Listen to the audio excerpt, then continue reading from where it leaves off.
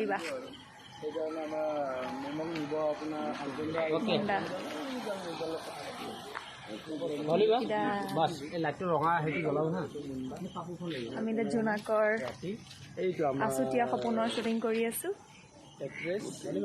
এয়া শ্যামলিমা চাহিদা makeup video' calling নহয় ৰেকৰ্ডিং ৰেকৰ্ডিং কৰি এয়া আমাৰ কণিকা বা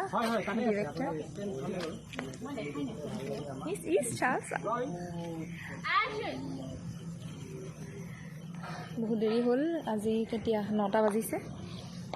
আৰু আমি এতিয়াও বাহিৰতে আছোঁ আজি অকণ পেকআপ হওঁতে টাইম লাগিব ঠিক আছে আমি পিছত লগ পাম মোৰ ফোন এটা আহিছে তোমাকে ভাল